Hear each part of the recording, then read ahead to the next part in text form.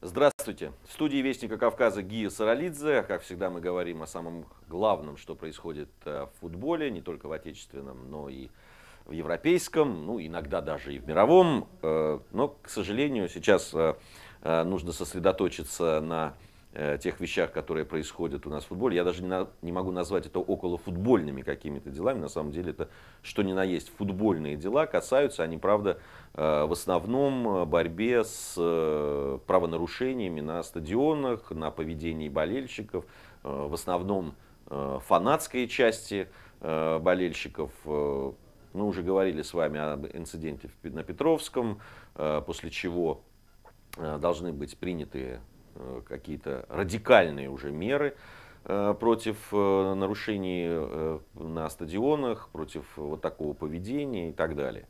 Ну, наверное, уже многие знают, кто следит за нашим чемпионатом, за тем, что происходит, что «Зенит» и питерский «Зенит» и московская «Динамо» понесли наказание. Ну, «Зенит» в большей степени, конечно, очень недоволен этим руководство клуба. Даже звучат разговоры о том, что «Зенит» может сняться с чемпионата России, организовать некий там свой чемпионат. Ну, не знаю, речь идет, может быть, о том, что «Газпром» купит новый чемпионат, где «Зенит» наконец будет выступать, никто не будет мешать ни команде, ни болельщикам вести себя так, как они считают нужным. Но вообще, мне кажется, это просто несерьезные разговоры.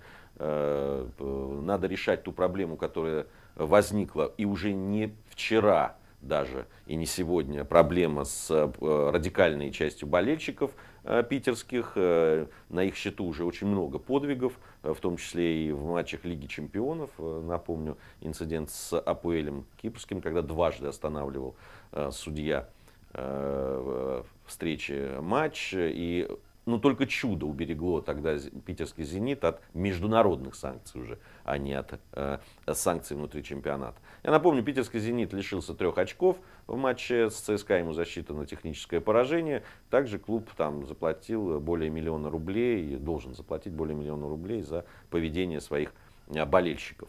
Наказание весьма адекватное, на мой взгляд. «Динамо» московская тоже понесло финансовые в основном потери, около полумиллиона рублей, даже чуть больше заплатил динамовский клуб за поведение своих болельщиков. Сейчас уже речь идет о том, что будет принят закон о болельщиках. Вовсю он обсуждается, были там и довольно радикальные меры, как продавать билеты там, только на паспорта. Ну, думаю, это перебор, но, на мой взгляд, уже давно назрела пора создать в Министерстве внутренних дел отдел, который бы занимался футбольными болельщиками и вообще тем, что происходит вокруг футбола, как это было в свое время в Скотланд-Ярде.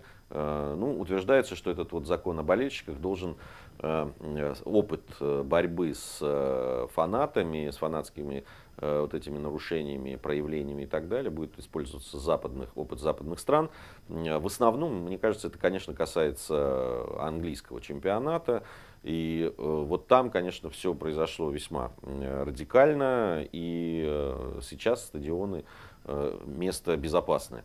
В Великобритании не всегда, конечно, случаются там тоже инциденты различного рода, но это по сравнению с тем, что происходило там в 70-х, 80-х годах, это просто земля и небо, конечно. Посмотрим, надо будет внимательно посмотреть уже на ту редакцию закона о болельщиках, которая предложит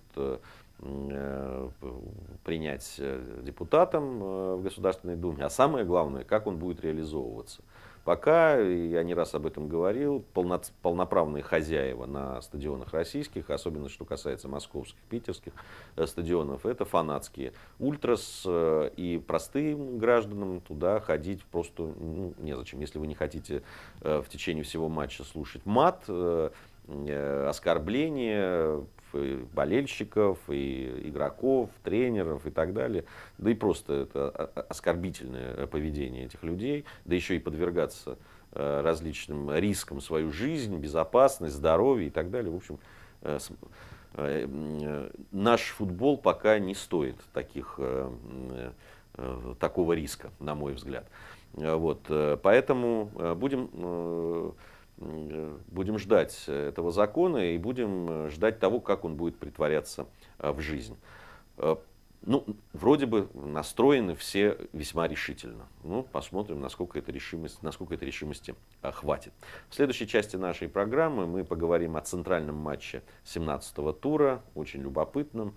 Я, конечно же, имею в виду игру «Спартак-Динамо», которая закончится с очень неожиданным для многих счетом.